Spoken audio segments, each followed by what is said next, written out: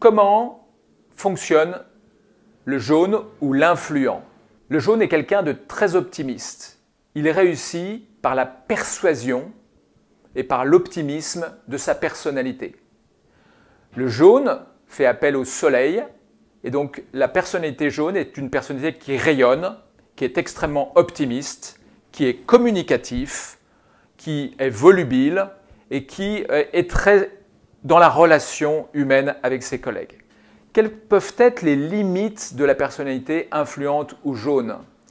C'est quelqu'un qui, parfois, oublie de finir des tâches, qui commence beaucoup de choses, qui peut un peu papillonner et qui a besoin donc d'être accompagné sur la mise en œuvre de toutes ses idées. Comment parler à un jaune finalement? Comment parler à une personne influente ou comment communiquer de manière optimale avec lui?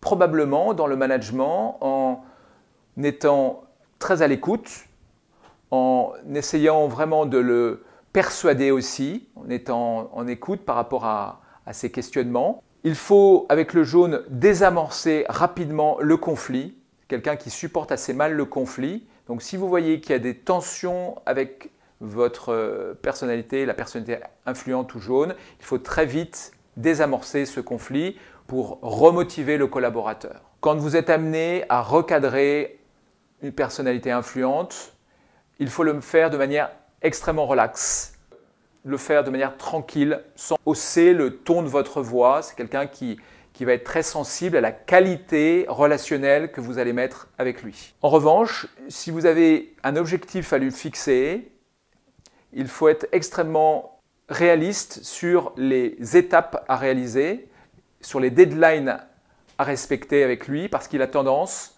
à ne pas finir ses tâches, à ne pas finir ses missions.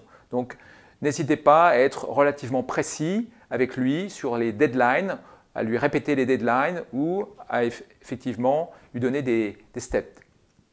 Voilà comment communiquer et motiver une personnalité influente ou jaune.